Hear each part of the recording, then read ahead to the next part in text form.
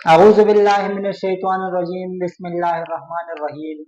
इब्तिदा है रब्ब जलील के बाबरकत नाम से जिसने हमारे दिलों को ईमान की नूर से मुनव्वर किया। अस्सलाम वालेकुम व्यूअर्स, कैसे हैं आप? ठीक है, उम्मीद करता हूँ कि आप सब खैर खैरियत से होंगे। आप इस वक्त देख रहे हैं बायोलॉजी चैनल हयातियात वाला। मेरा नाम है मोहम्मद आनिस और हमारे इस चैनल का नाम है हयातियात वाला। तो आज का जो हमारा टॉपिक है वो है एडीएच और ऑक्सीटोसिन। तो अब हम शुरू करते हैं ऑक्सीटोसिन के बारे में। ऑक्सीटोसिन,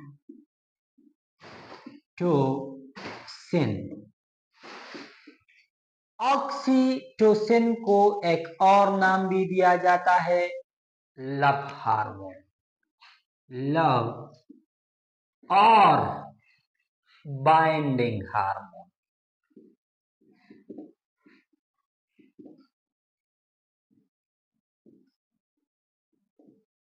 ऑक्सीटोसिन को लव या फिर बाइंडिंग हार्मोन भी कहते हैं।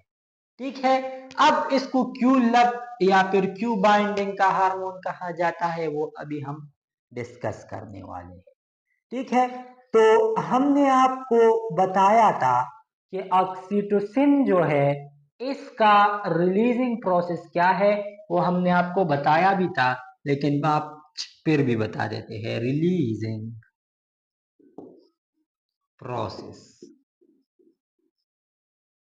हमने आपको पिट्यूटरी ग्लैंड के स्ट्रक्चर के बारे में बताया था कि पिट्यूटरी ग्लैंड के स्ट्रक्चर में हाइपोथैलेमस में एक किस्म का सेल पाया जाता है जिसे कहते हैं सुप्रा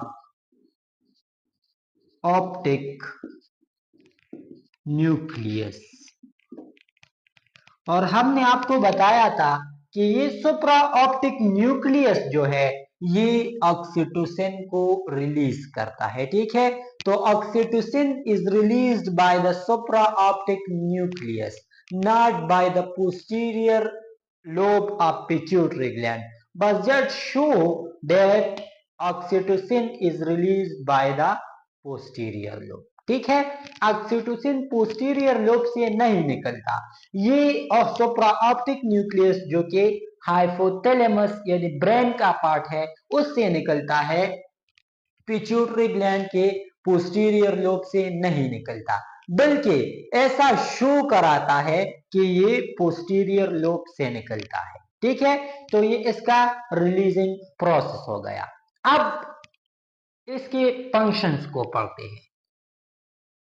फंक्शंस, तो अगर इसके फंक्शंस के बारे में बात करें तो सबसे पहला हमने आपको कल बताया था कि the milk production is done by the prolactin, कि मिल्क का जो प्रोडक्शन है वो प्रोलैक्टिन के थ्रू होता है, while the ejection of milk is due to the oxytocin. ठीक है, ऑक्सीटोसिन क्या करता है? इजेक्शन ऑफ मिल्क करता है। ठीक है, मिल्क का इजेक्शन कौन करता है? ऑक्सीटोसिन करता है। अब हम आपको बताते चले कि जब फीमेल का अपने बच्चे पर प्यार आता है तो वो उसको दूध पिलाती है। ठीक है, तो वो क्या आता है? उसको अपने बच्चे पर प्यार आता है, तो इस वजह से इसको लव हार्मोन कहते हैं। एक तो ये रीजन है, इसके अलावा और भी बहुत सारे रीजन है। ठीक है, क्योंकि ऑक्सीटोसिन ड्यूरिंग लव एक्सक्रीट होता है, इसीलिए इसे हम कह सकते हैं लव हार्मोन और बाइंडिंग हार्मोन। ठीक है, अब एक तो हमने आपको बताया कि ये इजेक्शन ऑफ मिल्क करता है, दूसरा क्या करता है? ये चाइल्ड बर्थ कॉम्प्लिकेशन को ओवरकम करता है। ठीक है, चाइल्ड बर्थ को आसान बनाता है। ठीक है, make easier the child birth, make easier the child birth. ठीक है, चाइल्ड बर्थ को आसान बनाता है। किस तरह चाइल्ड बर्थ को आसान बनाता है? जब डिलीवरी का वक्त आ जाए तो जो चाइल्ड है, जो बेबी है, वो जब माँ के कोख से निकलता है तो उसका हिट जो है वो टूवर्ड्स द फसी हो जाता है, ठीक है। जब वो वहां पर आ जाता है तो वो उसका जो हेड है वो उस वेजाइना पर जोर लगाता है ताकि वो बाहर को निकल सके। जब वो वेजाइना पर आता है तो तब एक हार्मोन रिलीज होता है known as oxytocin, and the oxytocin is controlled by the positive feedback mechanism, which means that one is increased, the other one is also increased. Okay जब ऑक्सीटोसिन निकलता है, ठीक है, तो जो हिट है जो वेजाइना की तरफ आता है वो मजीद उसको पुश करता है, उसको ताकत देता है। तो वो ऑलरेडी उसको चूंकि पुश होता है, जब ऑक्सीटोसिन रिलीज होता है तो वो मजीद वेजाइना पर प्रेशर बढ़ाता है, जिसकी वजह से बॉडी से बेबी आसानी से बाहर आता है, ठीक है, डिलीवरी आसानी से होती है। तो the oxytocin is controlled by positive feedback mechanism. Positive feedback mechanism क्या है मैं आपको बताता हूं। पॉजिटिव फीडबैक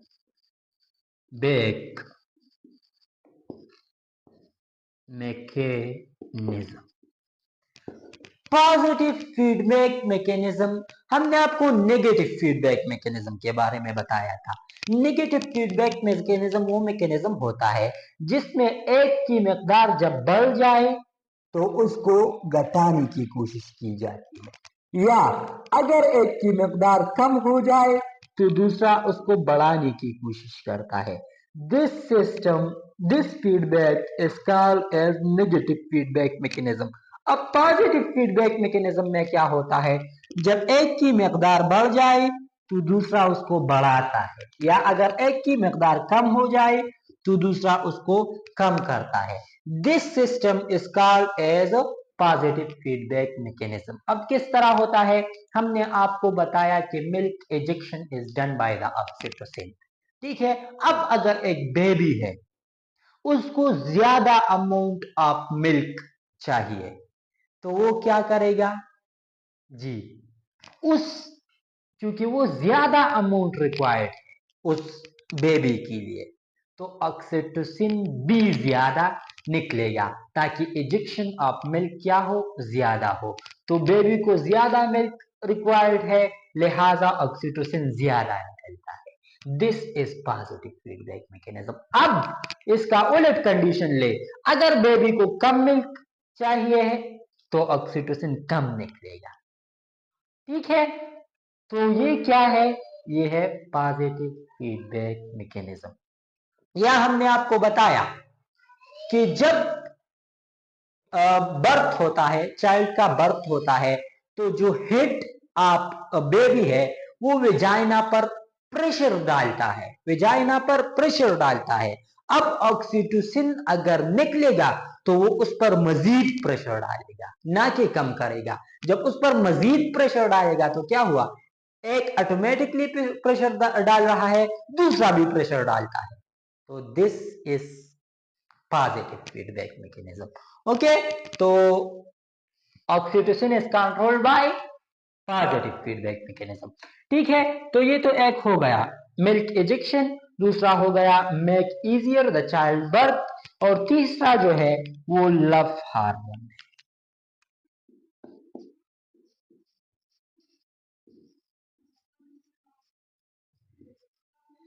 लव हार्मोन, आपने देखा होगा जब एक नई जोड़ी की शादी होती है तो उनमें पहले चंद महीने प्यार जो है वो ज्यादा होता है। क्यों? क्योंकि उन दौरान में ऑक्सीटोसिन का रिलीजमेंट ज्यादा हो जाता है। जब ऑक्सीटोसिन का रिलीजमेंट ज्यादा हो जाए तो चूंकि इसको लव हार्मोन कहते हैं, लिहाजा उन कपल में लव ज्यादा होता है। लेकिन जो जो वक्त गुजरता जाता है उनमें ऑक्सीटोसिन के मकदार कम रिलीज होती है, जिसकी वजह से उनमें लव भी आहिस्ता आहिस्ता कम होता है, ठीक है। तो इसी वजह से कहते हैं कि love is just a hormonal changes, ठीक है। तो इसी वजह से इसको कहते हैं कि love is just a hormonal changes. इसके अलावा जब ऑक्सीटोसिन चूंकि मिल्क इजेक्शन में रिस्पॉन्सिबल है, लिहाजा जब टीट को छेड़ा जाता है, ठीक है, तो उस वक्त भी ये निकलता है और लव हार्मोन है। जब टीट को छेड़ा जाता है तब ऑक्सीटोसिन रिलीज होता है। इसीलिए ड्यूरिंग सेक्स जब टीट को छेड़ा जाता है तो इंसान में सेक्स का डिजायर मजीद बढ़ता है। क्यों? क्योंकि उसमें ऑक्सीटोसिन ज्यादा निकलता है। इस वजह से इंसान में जो सेक्स का डिजायर है वो ज्यादा बढ़ जाता है। ठीक है, तो ये तो हो गया ऑक्सीटोसिन। अब इसका अगर हाइपो सिक्रीशन हो जाए और हाइपर सिक्रीशन हो जाए तो क्या हो सकता है, वो अब हम बताते हैं। अगर हाइपो हो जाए, हाइपो सिक्रीशन, तो चूंकि हमने आपको बताया ये सेक्स डिजायर के लिए भी रिस्पॉन्सिबल है, लव हार्मोन है, तो इसकी वजह से सेक्सुअल डायस्फंक्शन हो सकता है। सेक्सुअल डायस्फंक्शन। अब सेक्सुअल डायस्फंक्शन क्या है? सेक्सुअल डायस्फंक्शन वो कंडीशन है जिसमें इंसान को सेक्स का डिजायर नहीं रहता। ठीक है, इंसान को सेक्स की तमन्ना नहीं रहती, वो सेक्स नहीं करना चाहता, which is called as sexual dysfunction and this is due to the insufficient amount of oxytocin। ठीक है, ये तो हो गया हाइपो कंडीशन। अब अगर हाइपर हो जाए तो क्या होगा? हाइपर, हाइपर हमने आपको बताया कि ये चाइल्ड बर्थ में हेल्प देता है। ठीक है, जब ये चाइल्ड बर्थ में हेल्प देता है और जो हेड है वो अगर वेजाइना पर प्रेशर डालता है, ठीक है, वो रिलीज बेबी यानी डिलीवर होने की कोशिश करता है और ऑक्सीटोसिन की मिकदार ज्यादा रिलीज हो जाए तो डिलीवरी कॉम्प्लिकेशन हो सकती है। ठीक है, या फिर हम कह सकते हैं कि यूट्राइन रप्चर हो जाता है। ठीक है, uterine rupturement, uterine rupture. Uterine rupture का मतलब क्या है? यूट्रस, बेबी जो है वो प्रोड्यूस होता है यूट्रस में, तो यूट्रस के इर्द गिर्द खास किस्म के वॉल्स होते हैं जो कि उसको प्रोटेक्ट करते हैं। अगर ऑक्सीटोसिन की मिकदार ज्यादा हो जाए तो उस यूट्रस के वो वॉल जो होते हैं वो डिस्ट्रॉय होते हैं, जिसे हम यूट्राइन रप्चर कहते हैं। ठीक है, तो ये इसका हाइपर सिक्रीशन हो गया। ये हो गया हमारे पास ऑक्सीटोसिन। जावन कहां पर है? ये हमारे पास हो गया ऑक्सीटोसिन। अब हम पढ़ते हैं एंटी डायोटिक हार्मोन के बारे में। Take a screenshot of it, वो सामने पड़ा है, वो देखो, सामने सामने बिल्कुल सामने।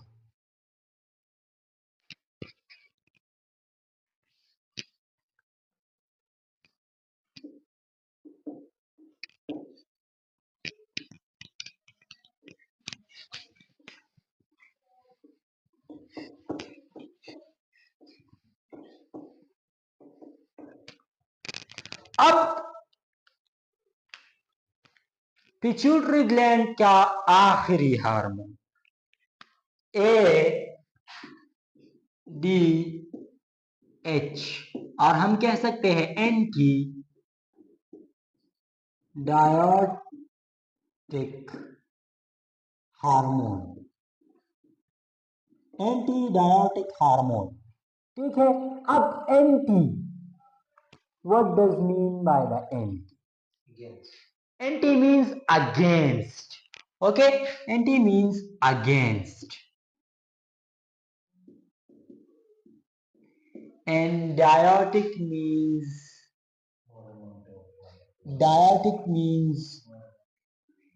water, while hormone means chemical messenger. ठीक है। The hormone which regulates the water amount is called as antibiotic hormone। ठीक है, वो हार्मोन जो कि वाटर की मकदार को मेंटेन करता है। ठीक है, तो उस हार्मोन को हम कहते हैं एंटीबायोटिक हार्मोन। अब ये तो इसका डिफिनेशन हो गया। द हार्मोन हम लिख देते हैं, the hormone which regulates the water level is called as ADH, antibiotic hormone.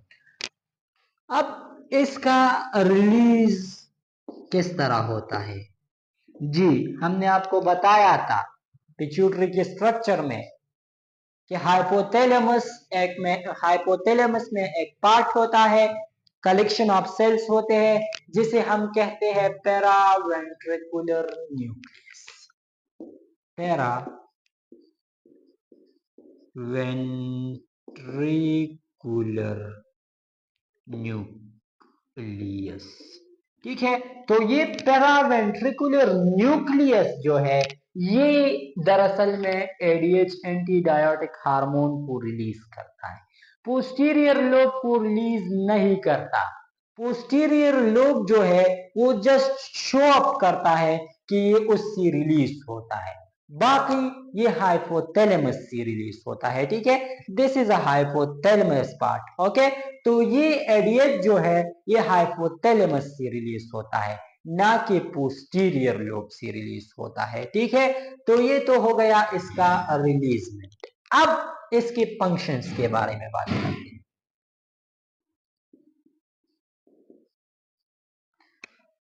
Functions के बारे में बात करने से पहले हम आपको बताते हैं कि किस तरह वाटर को मेंटेन करता है, वो हम आपको पहले बताते हैं।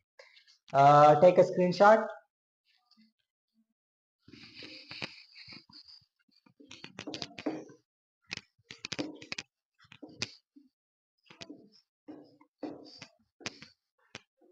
आपने न्यूट्रॉन के बारे में सुना होगा। Neutron is the basic structural and functional unit of kidney. ठीक है, और एक्सक्रीटरी सिस्टम। ठीक है, the basic structural and functional unit of kidney is called as nephron. Neuron is the basic structural and functional unit of nervous system, while nephron is the basic structural and functional unit of kidney. ठीक है, दोनों अलग अलग है, neuron अलग है, नीप्रॉन अलग है। तो यहां पर हम बात नीप्रॉन की कर रहे हैं। नीप्रॉन में यू एक स्ट्रक्चर होता है, यू, ये एक स्ट्रक्चर हो गया। यहां से दूसरा स्ट्रक्चर निकलता है, यू।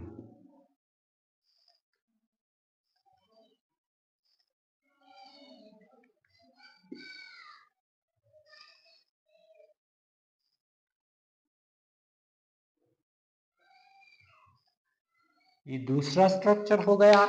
यहां से तीसरा स्ट्रक्चर निकलता है,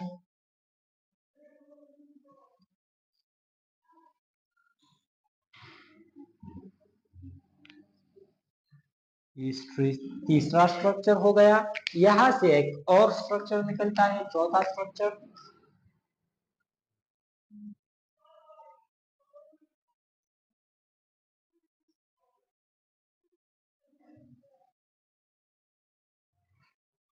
और यहां पर आखिरी और पांचवा स्ट्रक्चर ये हो गया।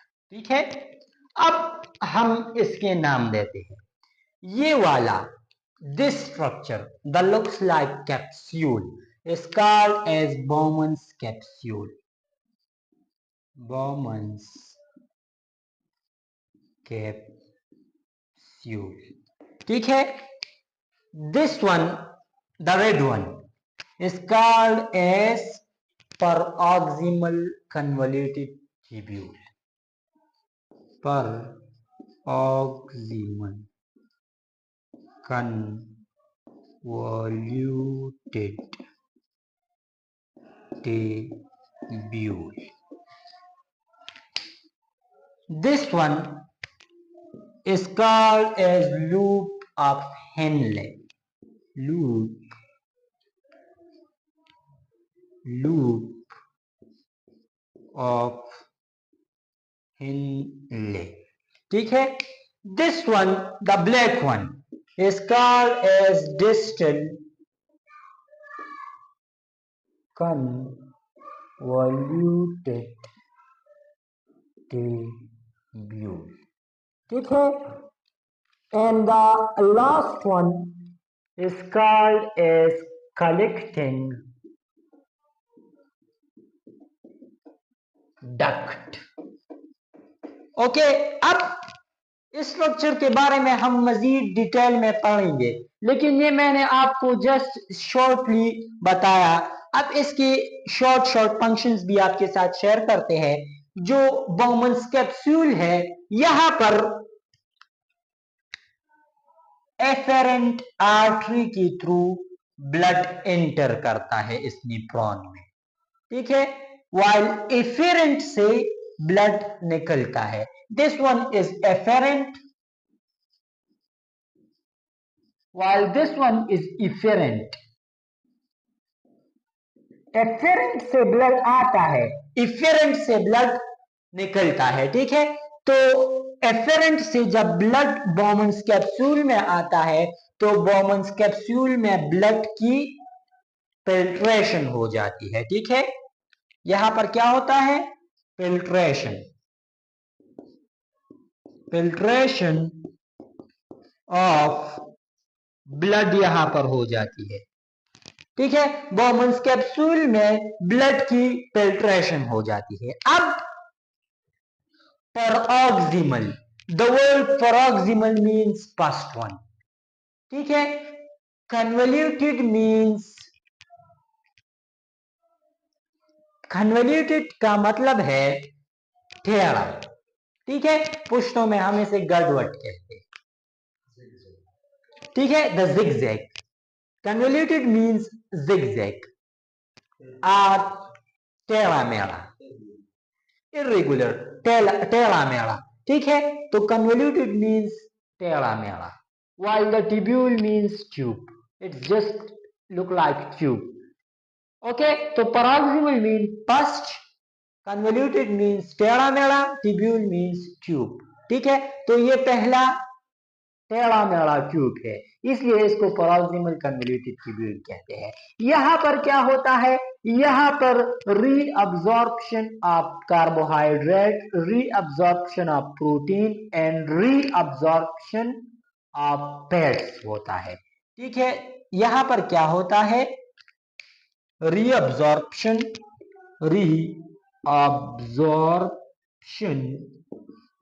Of protein, fats and carbohydrates. ठीक है. अब यहां पर reabsorption of protein, fats and carbohydrates होता है. अगर आपने मेरी बात को ध्यान से सुना हो तो आई यूज द वर्ड रीअब्जॉर्प्शन. इसका क्या मतलब है? कि दोबारा अब्जॉर्ब होना. तो पहली मर्तबा अब्जॉर्प्शन कहां हो गई? In a filtration. ठीक है. In Bowman's capsule. तो is just for to prevent. अब यहां से यूरिन बनेगा, तो ये सिर्फ इसलिए है कि यूरिन में जो जरूरी अशिया है वो ना निकल सके. तो यहां पर उसकी reabsorption of protein, fats and carbohydrates होता है. अब this part is called as loop of Henle. We already told it. अब लूप ऑफ हेनले क्या करता है? तो आप अगर देखें तो लूप ऑफ हेनले के दो पार्ट है. This one is descending, moving downward, while this one is ascending, moving upward. The descending part is controlled the water regulation and means that ADH acts on the descending part of loop of Henle of nephron. ठीक है, nephron के loop of Henle की descending part पर ADH अमल करता है और water को maintain करता है। ठीक है, डिसेंडिंग पार्ट में क्या होता है, डिसेंडिंग पार्ट में वाटर ऑब्जॉर्प्शन, वाटर रीअब्जॉर्प्शन होता है। ठीक है, well in the ascending part is responsible with iron regulation and the hormone responsible for iron regulation is aldosterone, which means the aldosterone acts the ascending part of loop of Henle of nephron. ठीक है, neutron के loop of Henley के ascending part पर aldosterone, जबकि neutron के loop of Henley के descending part पर ADH एंटीडायोटिक hormone act करता है। अब जो असेंडिंग पार्ट है, असेंडिंग पार्ट, तो असेंडिंग पार्ट क्या करता है, ये आयंस रेगुलेशन करता है। ठीक है, क्या कौन सा वाला हार्मोन आ गया, aldosterone. The aldosterone is also called as life saving hormone. ठीक है, अब एडीएच डिसेंडिंग पार्ट पर कौन सा हार्मोन अमल करता है, एडीएच। ठीक है, अब एडीएच क्या करता है, एडीएच यहां पर यहां जो ये बन रहा है, ये यूरिन बन रहा है, यूरिया यानी जिसे हम पेशाब कहते हैं, सिंपल वर्ड में अगर कहे तो यहाँ पर पेशाब बन रहा है। अब यहाँ पर पेशाब में चूंकि ज्यादा अमाउंट ऑफ पानी होता है, इसके अलावा जो है वो amount of nitrogenous waste material होता है। तो यहाँ पर अगर ब्लड में, हमारे ब्लड में वाटर की कमी है, लिहाजा यूरिन जो है वो क्या होगा, वो कंसंट्रेटेड हो जाएगा।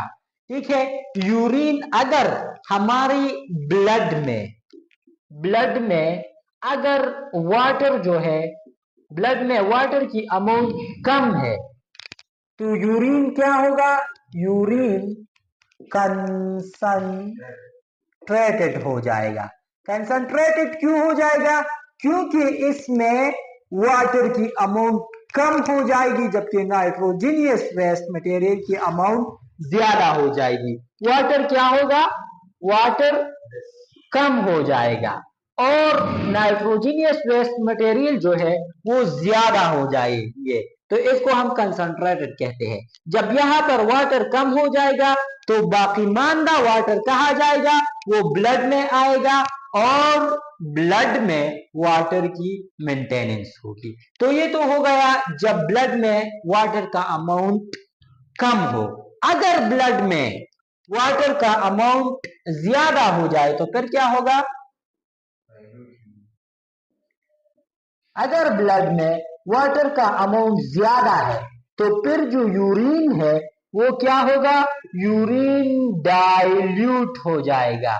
डाइल्यूट किस तरह होगा, डाइल्यूट यूं होगा, डाइल्यूट का क्या मतलब है, डाइल्यूट का मतलब है कि वाटर में वाटर अमाउंट क्या है, ज्यादा है, जबकि नाइट्रोजीनियस वेस्ट मटेरियल का अमाउंट कम है। ठीक है, तो वाटर का अमाउंट ज्यादा है, नाइट्रोजीनियस वेस्ट मटेरियल का अमाउंट कम है, तो ब्लड से वाटर किधर आएगा, यूरिन में आएगा। तो ब्लड में वाटर का अमाउंट ऑटोमेटिकली मेंटेन हो जाएगा। तो इस तरह जो है ये वाटर का अमाउंट मेंटेन करता है। अब बाकी मानदा चीजों की बात करते हैं, इसकी जरूरत भी नहीं है लेकिन फिर भी आपको बताते हैं। डिस्टल मीन्स आखिरी वाल, कन्वल्यूटेड मीन्स टेढ़ा मेढ़ा, ट्यूब्यूल मीन्स ट्यूब। ठीक है, तो इसके बाद आता है इसलिए इसको डिस्टल कहता है, और चूंकि इसके पहले ये प्रोक्सिमल आता है इस वजह से इसे प्रोक्सिमल कहता है। ठीक है, तो आखिरी वाला टेढ़ा मेढ़ा ट्यूब लाइक स्पंज। तो इससे आप कंफ्यूजन से बचेंगे कि प्रोक्सिमल कौन है और डिस्टल कौन है। ठीक है, अब ये क्या करता है, यहां पर जो है यहां पर अमोनियम आयन यूरिन में ऐड होता है ताकि उसकी पीएच को बढ़ा सके। ठीक है, add ammonium ion, ammonium ion जो है ये ऐड होता है, ऐड होता है for what purpose, to increase pH, pH बढ़ाता है। पीएच बढ़ाने का क्या मतलब है, पीएच बढ़ाने का मतलब है एसिडिटी को कम करना। ठीक है, पीएच बढ़ाने का मतलब है low the acidity, low the acidity. जब पीएच हम आपको पीएच का स्केल ड्रॉ करते हैं, ये हो गया पीएच, यहाँ पर 0 होता है, यहाँ पर 14 होता है, बीच में 7 होता है। This 7 is water and neutral. Okay, यहां अगर आप जाएंगे तो बेसिसिटी होगी, सॉरी यहां पर अगर आप इस तरफ जाएंगे तो एसिडिटी होगी, और अगर आप यू जाएंगे तो बेसिसिटी होगी। ठीक है, तो यहां पर 6 5 4 3 2 1। ठीक है, ये हो गया 6 5 4 3 2 1। तो जैसे ही आप 7 से डाउनवर्ड चलेंगे तो एसिडिटी इंक्रीज होगी। ठीक है, लिहाजा अगर मिकदार 1 हो तो इसका मतलब है एसिडिटी ज्यादा है, इसीलिए पीएच चूंकि कम है तो मतलब एसिडिटी ज्यादा है। इसी वजह से मैंने आपको कहा पीएच इंक्रीज होगा, जब पीएच इंक्रीज होगा तो एसिडिटी लो होगी। ठीक है, तो ये तो हो गया एसिडिटी। जबकि कलेक्टिंग डक्ट जो है ये यूरेटर में जो यूरिन है उसको बेचती है। ठीक है, collecting duct is responsible to convert convey the urine through ureter. Ureter को जो यूरिन बेचता है वो कलेक्टिंग डक्ट बेचता है। ठीक है, ये न्यूट्रॉन का स्ट्रक्चर हो गया। ये हम मजीद डिटेल्स में न्यूट्रॉन के स्ट्रक्चर में पढ़ेंगे, लेकिन आज के लिए हमने सिर्फ आपको किस चीज के बारे इस एक पार्ट की वजह से हमने आपको पूरा का पूरा स्ट्रक्चर समझाया। This part the loop of Henley, the descending part of loop of Henley is responsible for the reabsorption of water, and the ADH act on the descending part of loop of Henle of neutron to maintain the water level, while the ascending part of loop of Henle of neutron is responsible for the ions regulation, which is done by the अल्डियोस्टीरान। यहां पर आपको बताते चले कि ADH को एक और नाम भी दिया जाता है, ADH is also called as ADH. ADH को also called vasopressin. Vasopressin. Vaso means vessel. Pressin means compress.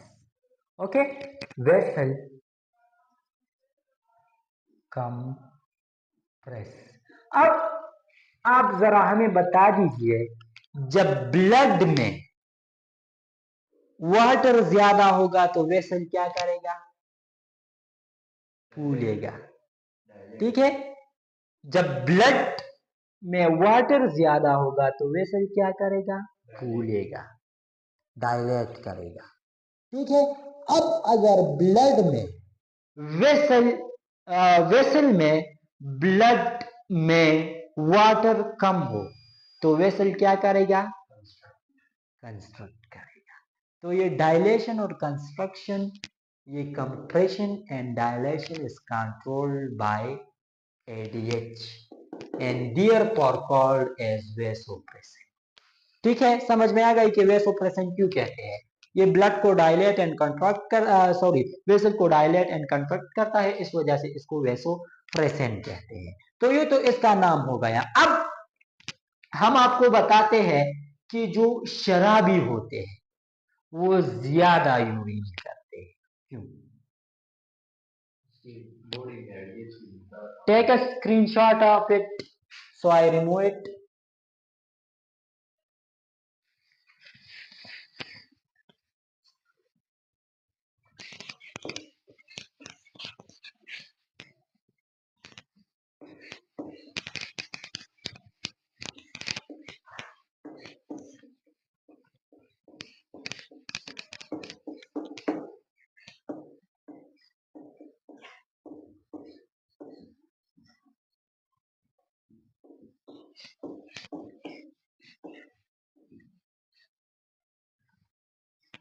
अब हमने आपको बताया कि जो शराबी होती है वो ज्यादा यूरिन करता है, क्यों? क्योंकि उसके बॉडी में एडीएच जो है वो कम बनता है, ठीक है। और हमने आपको बताया कि antidiuretic hormone against the water के खिलाफ काम करता है, ठीक है। तो अगर आपकी बॉडी में एडीएच कम वाकया हो, कम निकले, तो आपके बॉडी से वाटर ज्यादा निकलेगा। जब आपकी बॉडी से वाटर ज्यादा निकलेगा तो मतलब क्या है कि आप यूरिन ज्यादा करेंगे। अब शराबी जो है वो यूरिन ज्यादा करते हैं, क्यों? क्योंकि शराब जो है वो डायरेक्ट एक्ट करती है ब्रेन पर, हाइपोथैलेमस पर। डायरेक्ट एक्ट हाइपोथैलेमस पर करता है, और हाइपोथैलेमस में हमारे पास पैरावेंट्रिकुलर न्यूक्लियस है, और वो पैरावेंट्रिकुलर न्यूक्लियस एडीएच को फिर कम बनाती है, जिसकी वजह से उसकी बॉडी में क्या हो जाता है, बॉडी में वाटर की मेंटेनेंस कम हो जाती है, वाटर कम हो जाता है और वो यूरिन ज्यादा करता है, ठीक है। तो इस वजह से जो शराबी है वो यूरिन ज्यादा करते हैं। इसके अलावा वो लोग जो ज्यादा चाय पीते हैं या फिर ज्यादा कॉफी पीते हैं, तो उन लोगों में भी सेम इसी तरह वो लोग भी पेशाब ज्यादा करते हैं, ठीक है। अब ये तो हो गया हमारे पास एडीएच। अब इस एडीएच के अगर फंक्शंस के बारे में बात करें, फंक्शंस,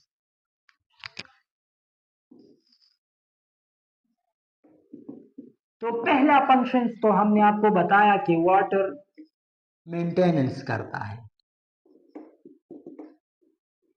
ठीक है। ये तो हो गया वाटर मेंटेनेंस। दूसरा क्या करता है, यूरिन डाइल्यूशन करता है।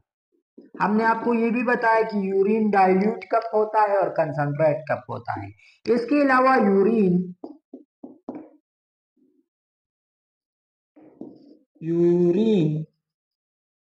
कंसंट्रेशन करता है। इसके अलावा यूरिन कंसंट्रेशन के अलावा आपको प्रिवेंट करता है फ्रॉम डिहाइड्रेशन, ठीक है। Hydration, hydration, the word hydration means more water, while the D means less। जब वाटर की अमाउंट कम हो जाए बॉडी में तो उस कंडीशन को हम कहते हैं डिहाइड्रेशन। तो ये है डिहाइड्रेशन को प्रिवेंट करता है। हमने आपको बताया कि किस तरह प्रिवेंट करता है। अब ये तो इसके फंक्शंस हो गए। अब इसके हाइपो और हाइपर सिक्रीशन को पढ़ते हैं। Hypo and hyper. तो हाइपो, अगर ये हाइपो रिलीज हो जाए एडीएच, तो हमने आपको बताया कि आप ज्यादा यूरिन करते हैं, मींस यूरिनेशन जो है वो इंक्रीज हो जाता है। जब यूरिनेशन इंक्रीज हो जाता है तो आपकी बॉडी डिहाइड्रेट करेगी, तो क्या होगा, डिहाइड्रेशन।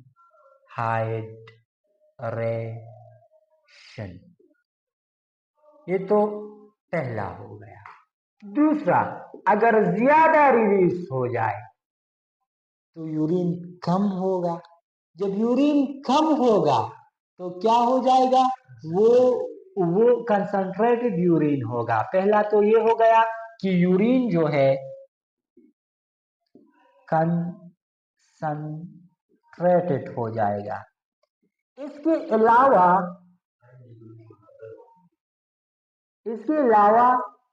वो वाटर ब्लड में आएगा, ब्लड डाइल्यूट हो जाएगा, ब्लड डाइल्यूशन। ठीक है, तो ये इसकी हाइपर सिक्रीशन की वजह से होता है। तो हमने पिट्यूटरी ग्लैंड के जितने भी हार्मोन है उनको डिस्कस किया। हम आपको एक रिवाइज देते हैं। पहले हमने आपको बताया कि पिट्यूटरी ग्लैंड की टोटल 3 लोब्स है, जिसमें इंटीरियर लोब है जिसे मास्टर लोब कहते हैं, इंटरमीडिएट लोब है और पोस्टीरियर लोब है। हमने आज आपको पोस्टीरियर लोब के हार्मोन एडीएच एंटीडायोटिक हार्मोन और ऑक्सीटोसिन के बारे में बताया। कल हमने आपको बताया था इंटरमीडिएट लोब के हार्मोन मेलानोसाइट स्टिमुलेटिंग हार्मोन के बारे में। इसके लेक्चर्स में हमने आपको एंटीरियर लोब के हार्मोन्स को बताया था, जिनमें से growth hormone, adrenocorticotropic hormone, thyroid stimulating hormone, follicle stimulating hormone, luteinising hormone और इसके अलावा आखिरी जो है प्रोलैक्टिन हार्मोन था। तो वो सब हमने आपको डिस्कस की थी। इसके अलावा हमने थायराइड ग्लैंड को पढ़ा, इसके अलावा हमने एड्रीनल ग्लैंड को पढ़ा। क्योंकि वो उसके साथ रिलेटेड आ गई, इसलिए इसी वजह से हमने उसको पढ़ लिया। अब पोस्टीरियर लोब की जितनी भी हार्मोन है वो हम एंटीरियर लोब, पोस्टीरियर लोब और इंटरमीडिएट लोब यानी पिट्यूटरी लोब की जितनी भी हार्मोन है वो आज तक क्लियर हो गई। इसके बाद हम केमिकल कोऑर्डिनेशन में इंसुलिन, ग्लूकागॉन के बारे में पढ़ेंगे। इसके अलावा टेस्टोस्टेरोन, एस्ट्रोजन और प्रोजेस्टेरोन को पढ़ेंगे। तो इंशाल्लाह हमारा ये चैप्टर कवर हो जाएगा। उम्मीद करता हूं कि आज का लेक्चर आपको पसंद आ गया है। अगर आ गया हो तो बेल आइकन को दबा दीजिएगा, हमारे चैनल को सब्सक्राइब कर दीजिएगा ताकि आने वाले वीडियोस की अपडेट और नोटिफिकेशन आपको मिलती रहे। कल इंशाल्लाह मिलेंगे एक और वीडियो, एक और लेक्चर के साथ। तब तक के लिए अल्लाह।